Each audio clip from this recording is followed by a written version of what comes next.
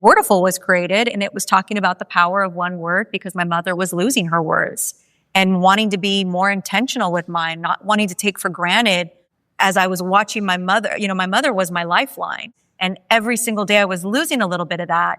And so I started to really think about the power of words.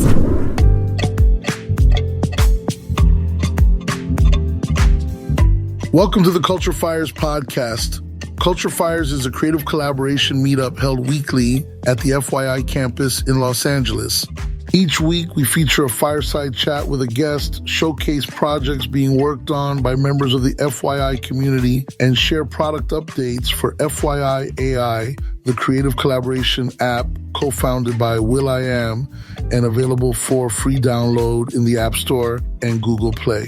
FYI.AI is powered by AI personas like me, Fito. Each week, this podcast showcases conversations held at the Culture FYI'RS event. This week, we welcome Liz Hernandez, an inspiring force in the world of broadcasting and the CEO of Wordaful. Liz shares her captivating journey from her early days of listening to the radio in her childhood bedroom to becoming a celebrated morning show host on LA's 94.7 FM The Wave. In conversation with FYI Chief Growth Officer Julie Pilat, Liz discusses the art of hosting and her passion for mentoring aspiring broadcasters. As the conversation unfolds, Liz introduces her initiative, Wordaful, which focuses on the power of words and connection. She discusses the creation of affirmation cards, journals, and community events that empower individuals to share their stories and foster meaningful conversations. Liz's dedication to uplifting others shines through as she encourages listeners to embrace their unique perspectives and cultivate their voice.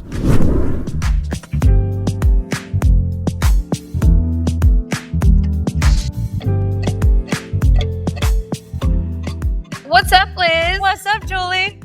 Liz Hernandez, CEO of Wordaful, morning show host on The Wave. I'm not going to sing the jingle. Okay, there's somebody did. Hey! Liz and I have been friends for a really long time, and I know that you've talked about wanting to mentor or potentially do classes and train people on the art of hosting because you have such an extensive background starting out in journalism and then in radio broadcasting. You moved over to TV, podcasting. You've done so many live things, live events. Yeah. And now it seems like everybody has a podcast, present company included, Anybody can go live. And I don't think that's a bad thing, especially as we talk about trusted sources and bringing more voices into the mix. But what was your inspiration behind this idea of a class or mentoring? Every event that I would be at, someone would come up to me and want to run an idea past me about podcasting or how do I get into journalism? How do I get into broadcasting? How do I get on radio? How did you get your start?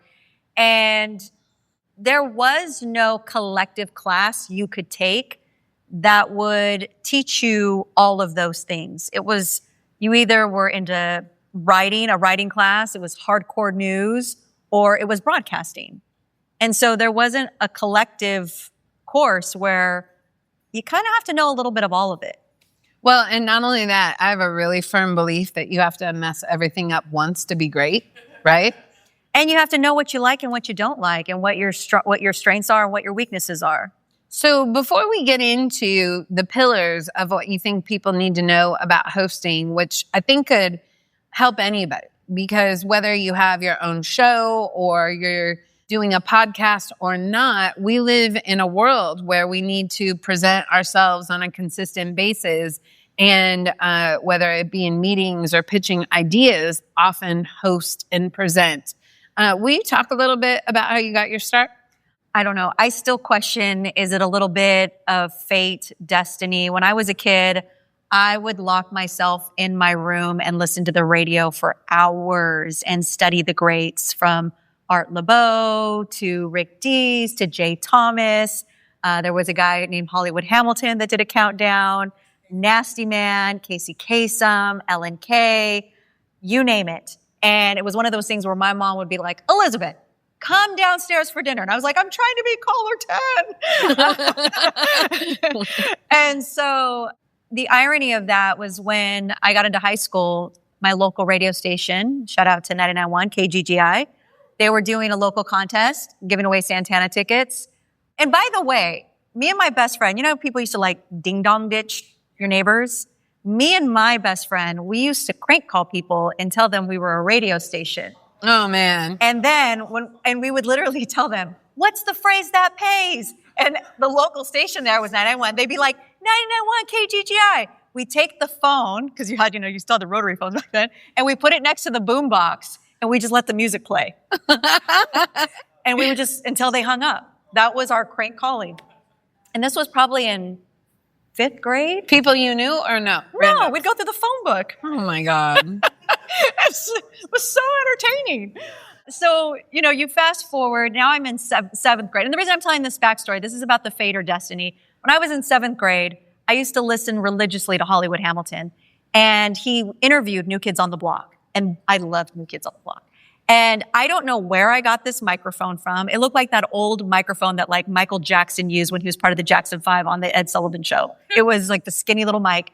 I plugged it into the boombox. I recorded the interview and dubbed myself over Hollywood Hamilton interviewing New Kids on the Block. Then I dubbed that tape and made copies of it and handed them out in 7th grade just for fun. Just because I wanted to entertain my friends. So then you fast forward to high school. They're doing this contest down the street for Santana tickets. We go. I told my girlfriend, let's go to the Target parking lot. I know Oye Como Va. I can sing it.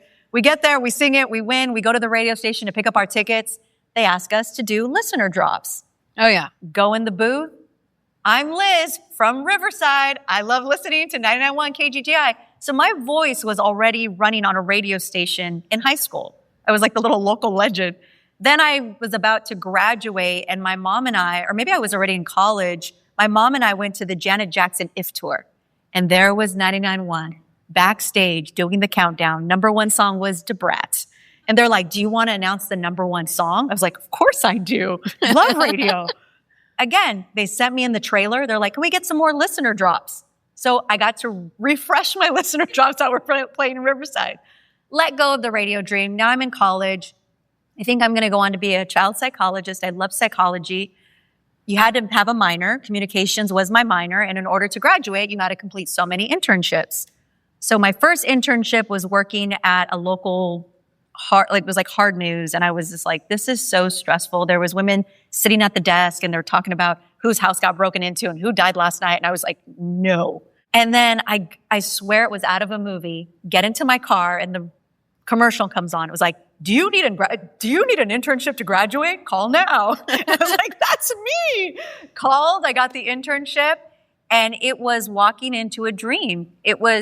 This is what I dreamt of my whole childhood, is being able to work at a radio station. And I was so happy to like go pump free gas and put stickers on people's bumpers. I remember going to an NSYNC concert and we got to like put up the posters of our radio station, and this was Channel 933 in San Diego. And I was just living the dream. And then I remember the morning show producer came up to me and he's like, boy, you like to talk. He's like, do you want to come answer our phones and you'll still get school credit? So this is really where I'm getting my start in radio. And I said, great. And so I would answer the phones. I would make copies. We still had copy machines back then. And do all the gopher work, get the coffee. And I was so excited because the host of the morning show was a man by the name of Nasty Man. He used to do afternoons at KISS. And now he was in San Diego doing mornings. And so he would call me in and he'd be like, what are college kids watching? And I always had an answer. I was like, we're watching Friends. What do you guys like to do on the weekend? Oh, we like to party down at this place. What do you guys do? Just always asking me, taking the temperature. Because again, it's San Diego, it's college town. And so then the morning show producer goes, what if we did a recorded segment with you called it was like the Hollywood Minute. And it's so funny, I think back at that time, because it was like news on Ricky Martin and Destiny's Child breaking up. And I made you myself here. That's where I started to get my practice of getting comfortable on the mic. And I remember it was the end of my internship, and my program director, who's your boss, asked me at the time if I wanted to stay on to be a paid intern. And I remember calling home and talking to my parents and saying, oh, can I stay an extra year in college and double major? And you know what? I will say all shout out to my mom and dad because they said, Mija, this is what you're going to do for the rest of your life. Make sure you love it. And if this is what you love, then we support you. So I stayed an extra year. I double majored. I said yes to the paid internship. And then one day the news girl got sick. And Nasty's like, get in that chair. Oh my God, I hope they burned that tape. I'm sure it was god awful, but it gave me the courage to think that, yeah, this is potentially something I could do. And when my next year of college was getting ready to end, my program director said, we're going to send you out to Salinas to get the green out of you. And Salinas is like where we get all our produce. And she sent me up there to co-host a morning show, which was a big deal for me. You know, I was getting ready to graduate now. I needed a job. I loved radio. I was there for about 5 months. And Nasty emails me one day and he says, hey, my old morning show or my old afternoon producer at KISS, this is how small the industry is. He goes, he now produces for Big Boy's Neighborhood. They're looking for a female co-host. And he says, I think you should email him. And that night, I went home and I put my air check together and I sent it in the mail, like FedEx. And they gave me a call and they said, okay, we want to audition you. Wow.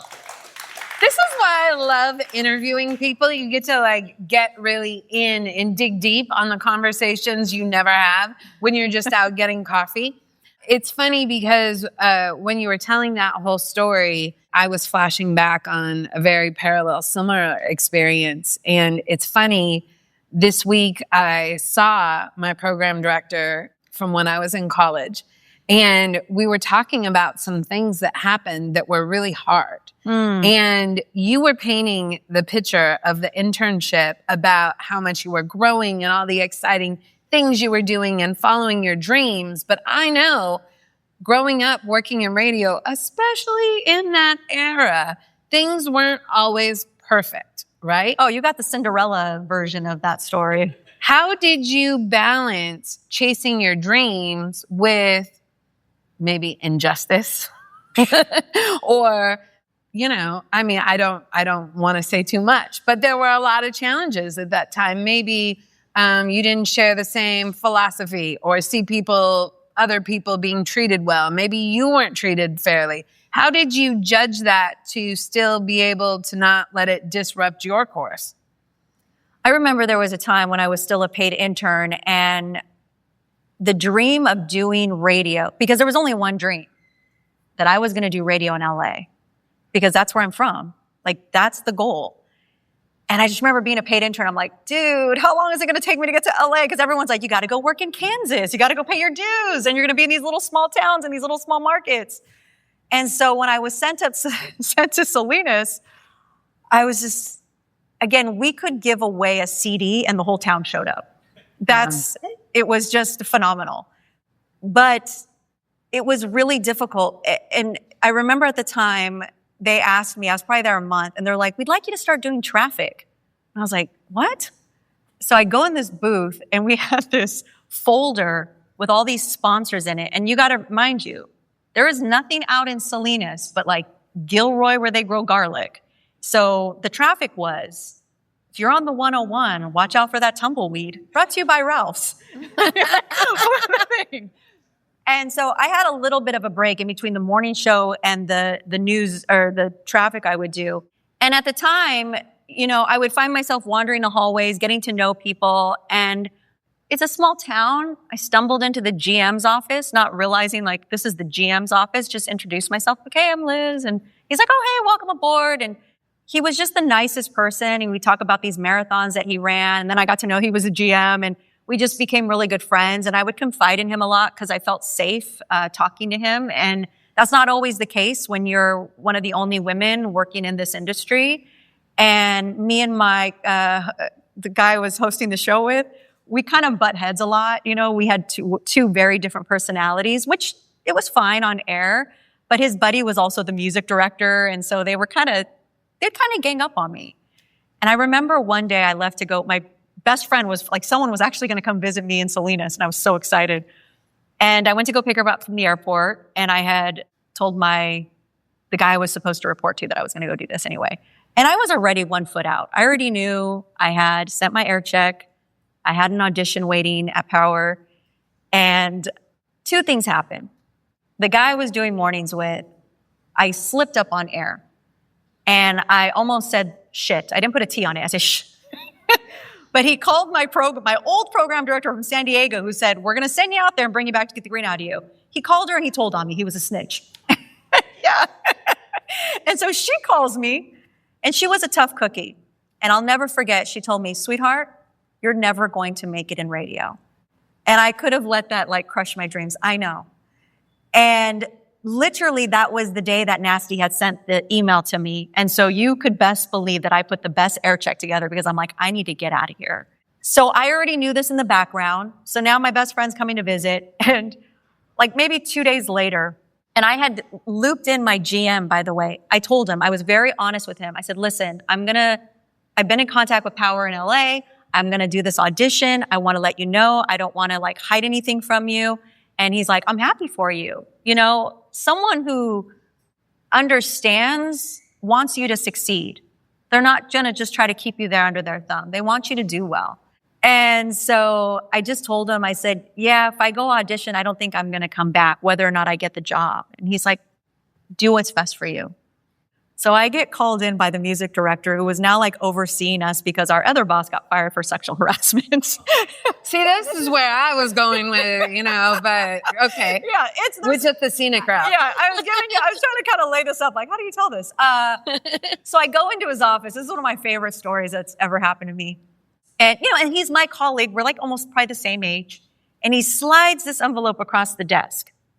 And I pick up the envelope, and it's it was so amateur. It's you've been terminated because you picked up your best friend from the airport without letting any of us know.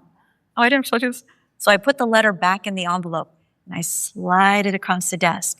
And I said, oh, you can't fire me. I already put in my 2 weeks. You should probably talk to your GM. Whoa! And that was my mic drop moment, where I literally packed up all my stuff, left Salinas, never looked back. And then next thing they knew, I was being hired at Power 106. All right. Yeah. That's really amazing. I don't want to race past all the Power 106 years, because the work you did there with Big in the neighborhood was so monumental for the city of Los Angeles. We talk about the trusted sources and the trusted voices, and not only was it the biggest morning show, it also was in a time where it was our social media, right? And it was the way that everyone stayed connected through, celebrations and losses and many things. But I do want to talk about the transition when you had the opportunity to move on to TV.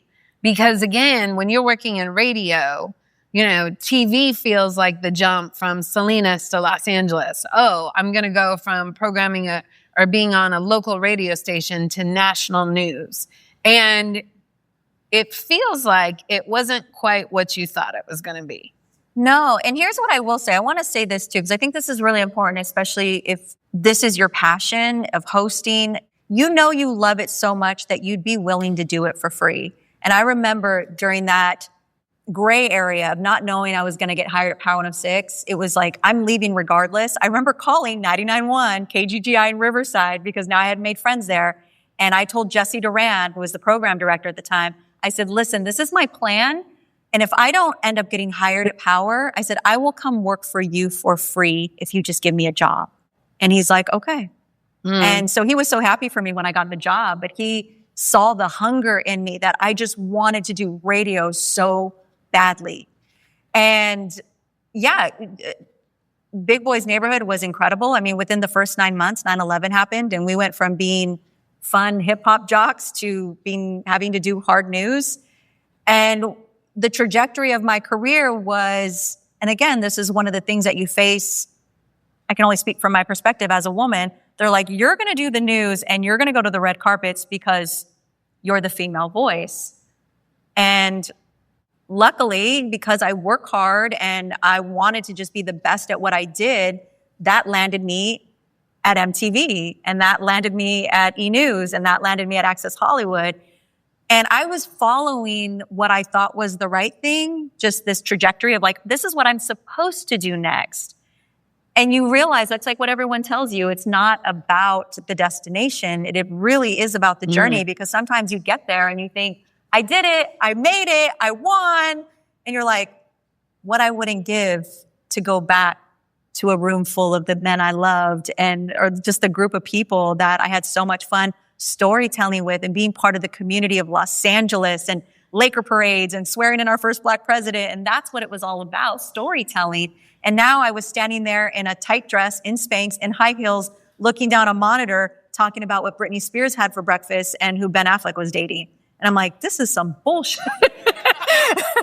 My favorite memory from that era, I say this all the time, but it was interesting. Liz was at E! News, and I was at Kiss FM, and Ryan Seacrest had his morning show out of the same building. So one day I went over to visit Liz, and she was getting hair and makeup done.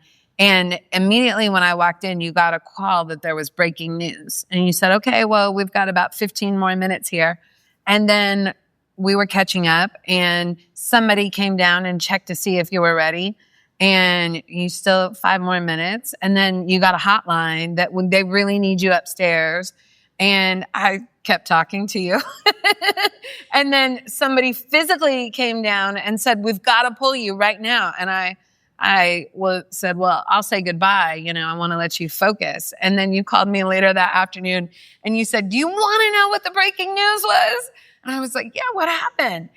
Leanne Rimes had gotten bangs. Oh my, there were moments like that. I remember, and simultaneously, within a month that I was hired at Access Hollywood, my mother was diagnosed with dementia, which she would end up dying of Alzheimer's. I remember it was one of those moments where you have an outer body experience where you kind of float above yourself and you're like, what am I doing?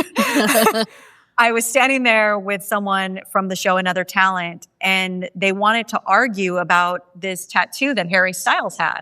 And I was like, what am I doing? Like, is this my legacy? Talking about a tattoo that Harry Styles got? No, this will not be how I spend the limited time I have here on this earth. And my mother is, I was my mother's caregiver. I'm like, my mother's dying. I'm losing her every single day. And I want something more meaningful that I'm putting out into the world. Well, and then you decided to take the next leap of faith in honor of your mother and your true passion. Talk about that. While I was working at Access, I was constantly in conflict of, I'm telling these type of stories. And listen, I loved when they would send me to do like one-on-ones with Celine Dion or Lionel Richie or Mariah Carey. That was my sweet spot. I loved that because we were talking music. These were artists, but the majority of my job wasn't that. And at the time I was telling my significant other, I said, I just need an outlet to talk to the community, to storytell. And Wordaful was created, and it was talking about the power of one word because my mother was losing her words and wanting to be more intentional with mine, not wanting to take for granted as I was watching my mother. My mother was my lifeline. And every single day I was losing a little bit of that. And so I started to really think about the power of words. And I just thought, what if I could just talk about one word, like a 60-second video, what it means to me, maybe how I'm misusing it. Maybe there's a word that's in a song lyric that I really love and how it's taken on its meaning. And it just kind of blew up from there and resonated with the community. And then we threw our first live event and 350 people showed up. And I was like, whoa.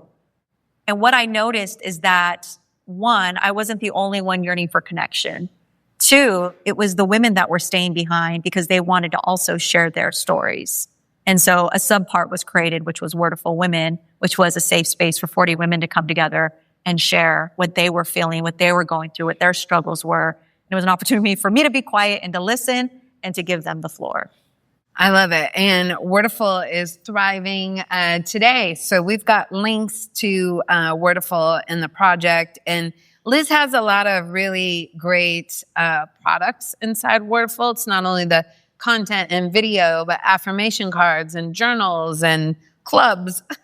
And these were all of these products they were all necessities for me as I was going through, when I was at Access Hollywood and again, losing my mother, I would go into my dressing room and I would just shut the door.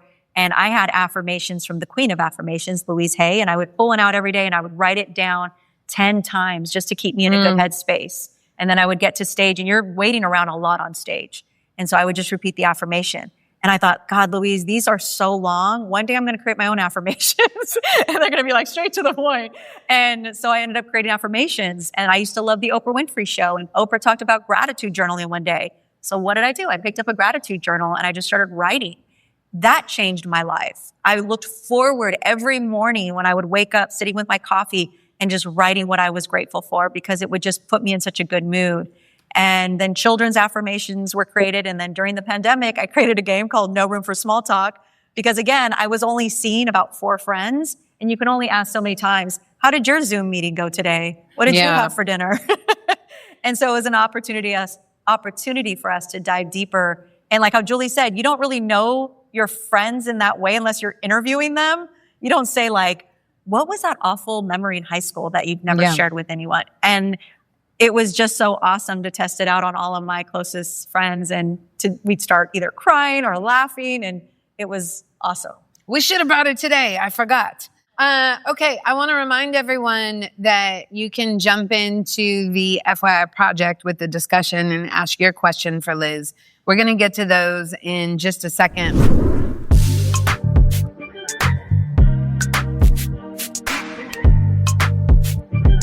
FYI is an AI-powered messenger and productivity platform crafted for creatives and their teams. Focus your ideas with your collaborators using an encrypted messenger, develop your vision, utilizing media-rich project tools, and bring those ideas to life by sharing them with the world. With the AI personas in the FYI app serving as your creative co-pilots, you can ask FYI.AI to draft stories, song lyrics, product descriptions, marketing copy, or any written content and see the results within seconds. Download FYI today for free. Now available in the App Store and on Google Play.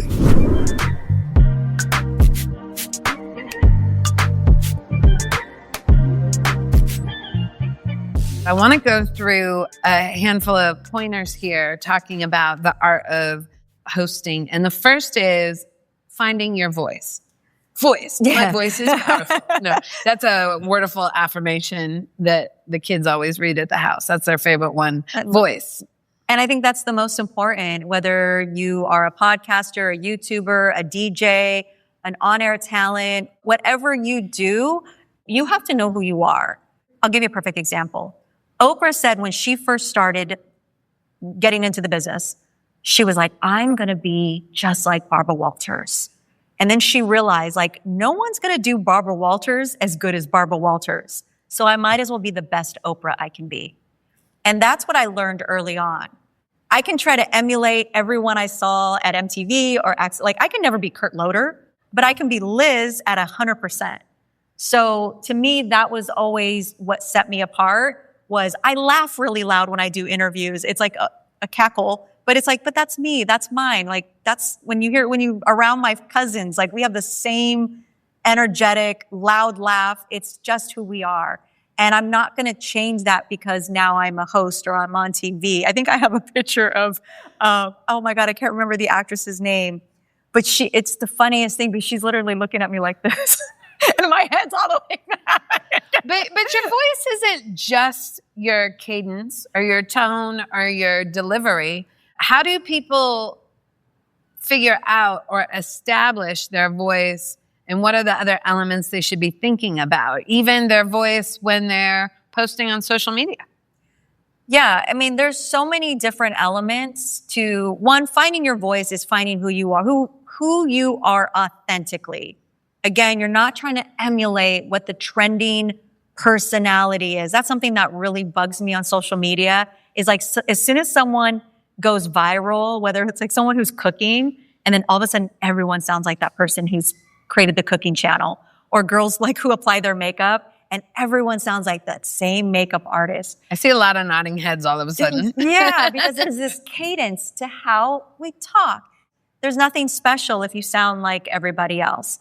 The other thing that I think is really important is to be really clear with your message, have a POV.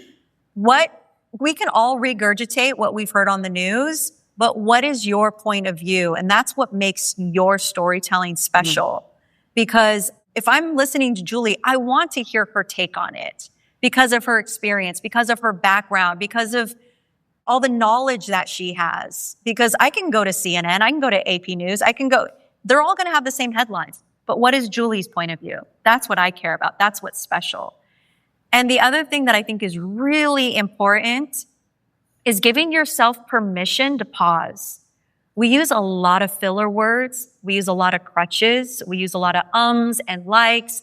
And sometimes we can actually bring in our audience and build trust by telling them, if we're asked a question, we're put on the spot and we don't have the answer, you can literally say, I'm going to take a moment to think about that and come up with a genuine answer as opposed to feeling I just have to say something so I don't look like I've got nothing, because it's going to come across disingenuous. How do people drop their crutches asking for a friend? It's practice. It's building that self-awareness as a host of, I worked really hard and I still work really hard on dropping the word like, because it is so easy, especially living here in Los Angeles. It has become part of culture. We just do it unconsciously. But I've realized that a story is so much more powerful if you take your time. Kevin is my morning show producer. We call it the Tammy Heidi rule. Tammy Heidi is one of our personalities on the wave, and she speaks very slowly, but very intentional. And I can hear every single detail of her story when she speaks on the air. Where I used to talk like this as fast as I could, so I was trying to get as many airtime, as many words as I could in one song ramp. And I was like, oh, that's not, Tammy's got finesse. And so I'm still a student of the game. I'm still learning till this day. And so I would say practice, take inventory of when you know you're going to go talk to a person and tell your story. Just say, how many times can I avoid saying like in this conversation? You're still paying attention. Or maybe you just practice at home. Or when you would intentionally go to, I called Julie out the other day because she was saying, we were in the car and you said, I said, Julie, if this was a drinking game, I'd be drunk. All the time. All the time. Yeah. And listen, it's part of your personalities too. Like there's no shame in it. But if we're delivering a story and we're trying to be a little bit more polished so that our words are potent, it's just slowing down and being mindful, not being in your own head about, I've got to be perfect, but it's more of, I want to just be intentional and making sure that the words that I'm choosing are really getting the point across. I want to give people their flowers while they're here. You're talking about Tammy Heidi. Yes. That was my Hollywood Hamilton. When I was growing up, starting in radio in Seattle, there were only a couple of female jocks on the air on contemporary radio in Seattle. So I had a friend in Los Angeles, and they used to send me tapes of Whitney Allen and Tammy Heidi. Wow. And when you were saying that she speaks so deliberately, I can still remember a break I had on an air check. K-Rock was playing the Cranberries' Zombie, and she came out of it and said, if my cat could sing, it would sound just like Dolores O'Riordan from the Cranberries, K-Rock. And she's brilliant. Yeah. Her style is still the same. There was one break she did out of a Bob Marley song. Do you remember what that was, Kev?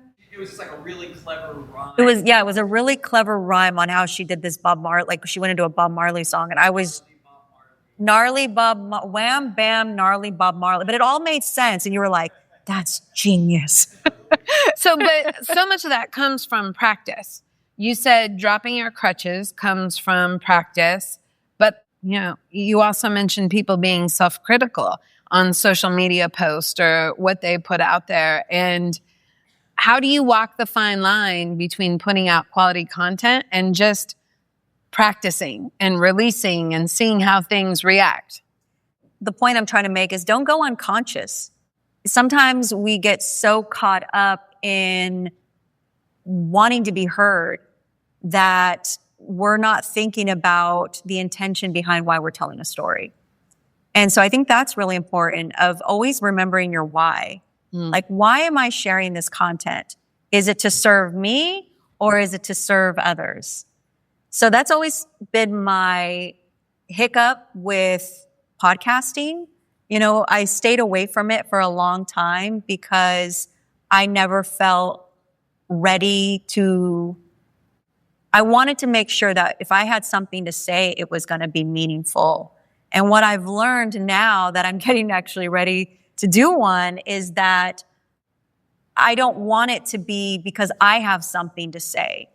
I do, but it's more about I have questions to ask and I have people that I actually want to learn from.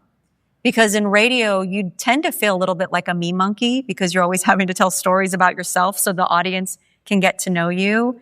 And I've gotten to a place now where I want to serve my community in a way that I can sit down with the people I've met along my journey and ask the questions where I get to listen to them and be a student and share those resources with the community. So to me, that's when a podcast becomes really potent. It's not just wanting to hear myself talk and thinking that what I have to say is so important and everyone has to hear it. It's like, let me actually lean on the people that are really incredible at what they do, and they're a resource of information, and I want to get that information out to the community so we can feel heard and we can heal. Yeah, it's really important. The discussion is absolutely popping. I've got to get to some of these questions. However, one last thing I want to hit on the art of hosting. Talk about your interview strategy. When you're interviewing people, how do you prep and how do you have the most successful outcomes for interviews? Prepare. You have to, especially in television, because you can't hide anywhere. There's nowhere to hide. Radio is a little bit, you can cheat a little bit more. But, you can read off a computer, you have your notes, there's nobody looking at you except for the person you're interviewing. But in television, there was nowhere to hide, and preparation was everything. They say when preparation meets opportunity, that's really what it is. That's your number one key to success. And if you can find something, again, what's your point of view on this person? What's something you connect with that nobody, because it used to be Access Hollywood, Entertainment Tonight, Extra. We were all going to ask the same questions. So I was always thinking, what could be my perspective that was going to stand out and was going to make it to we call it the block, of news time on Access. And like I said, I would thrive with music artists. So I remember we went to go see Lionel Richie when he was debuting his residency there. And I was like, I wonder if I can get him to sing Endless Love with me. Because I knew no one else would have the courage to do that. And I'm just like a Lucille Ball and I would do it. And sure enough, he said yes. I always say the answer is always going to be no unless you ask. And we sang Endless Love together. And that is one of the highlights of my career.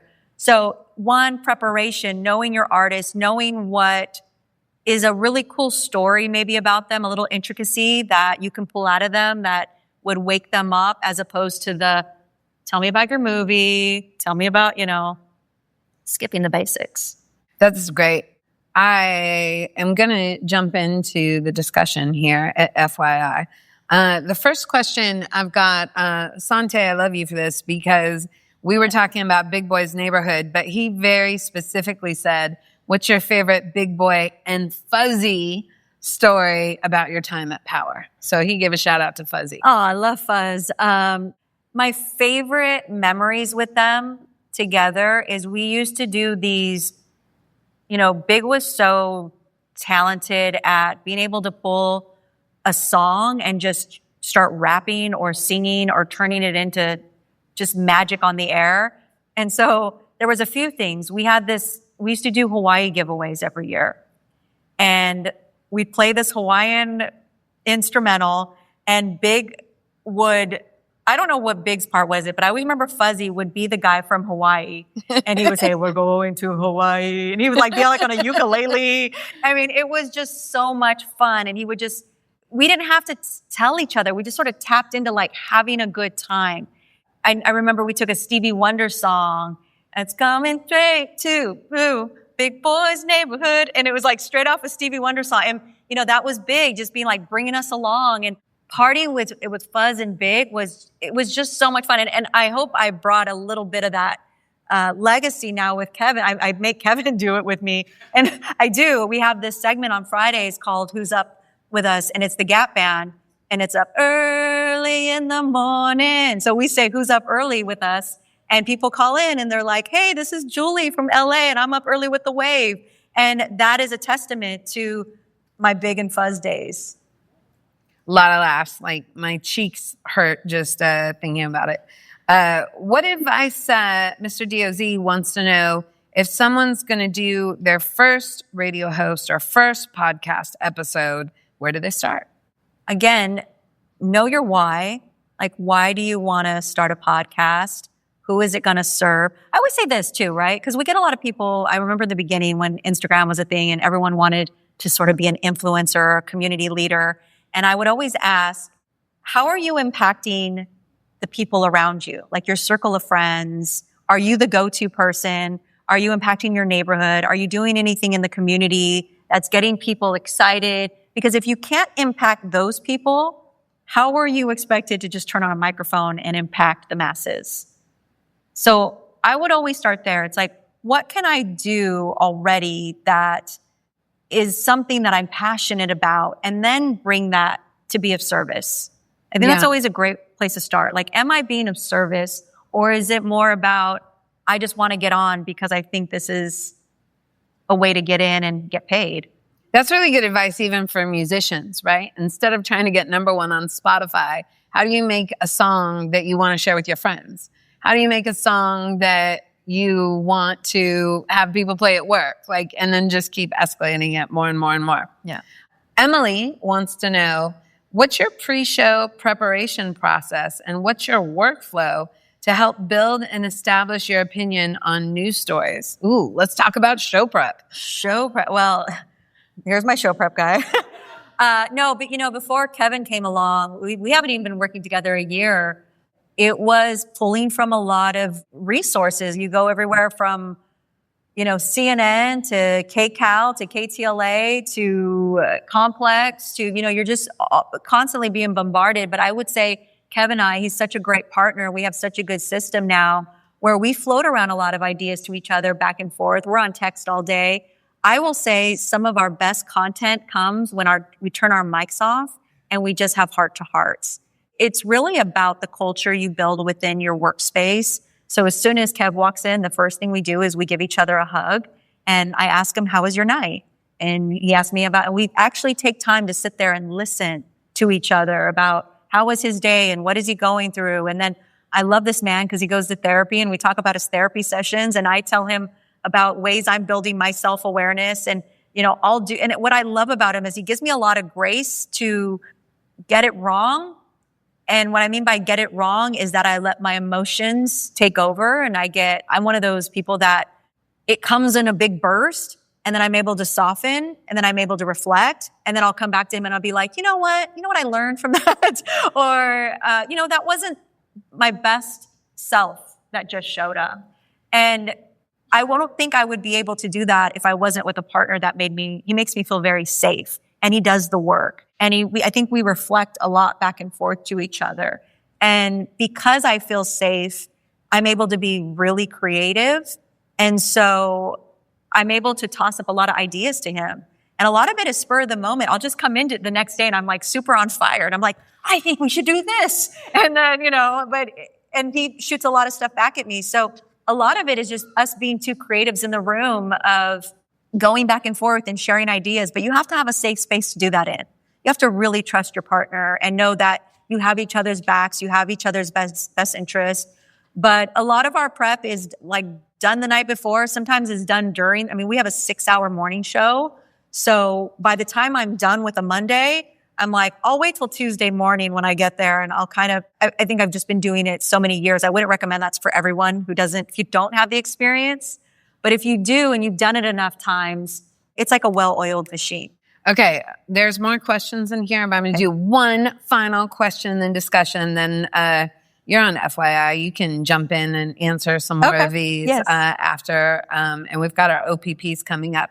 Carmen is a host. She has her own TV content, and she takes people behind the scenes of the best music and culture events in LA with interviews and content. She wants to know, what's the best way to command attention as a host and being in command of the interview while storytelling? It's being comfortable in your own skin. That's what it is. It's, again, you trust yourself. You have a point of view. You aren't trying to emulate anyone else. I think it's like with anything we do in life. It's if we're going on a first date, are we confident in who we are? It's not making that other person our source. It's knowing that when I show up, I'm showing up to be of service to my community. Every day that I turn my mic on, one of the mantras I have every single day before I even push that on button is be great for you, right? Because again, working in the corporate world, it can be so easy to feel, like I'm working to make this, the man's dream come true. Or, you know, we all have our tough days where we just feel like we want to throw in the towel, or we're upset, or we feel like we're not being valued. But what am I really doing it for? I'm doing it to prove to myself that this matters to me, that I care about my community, and I'm so fortunate to be a voice. And so I think when you want to command attention, you have to know that, again, going back to that why, like, why am I here? Why have I been put into this position? And I care. I think that's the ultimate thing, like knowing that you really care about what you do and about the people that you're serving. And that will always bring out the best of you. That's amazing. Well, Liz, thanks so much for coming to hang out at FYI today. Everybody can hear you mornings on the wave. And I do thank you for not only being such a good friend, but such a trusted source. I'll call Liz sometimes, whether the fires are happening or when the ICE raids first broke out. And there's so much weight in needing to carry the conversation for all of Los Angeles. And you are a really important voice to the city. And thank you for all you do and sharing your gifts with us here today. Oh, man, it's a privilege. Thank you all. Liz Hernandez. Thank you.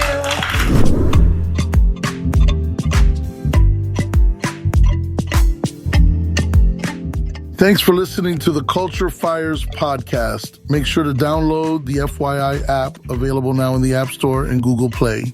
Check out this episode's notes for a project link to this Culture FYI'RS event, including a look at more projects from the FYI community.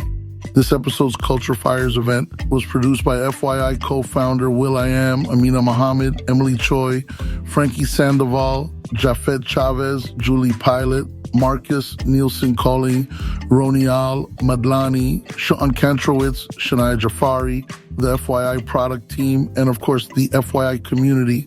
The podcast is edited by Rob Van Vranken. Make sure to subscribe to Culture FYI'RS wherever you get your podcasts so that you never miss an episode. Learn more about FYI by visiting FYI.FYI.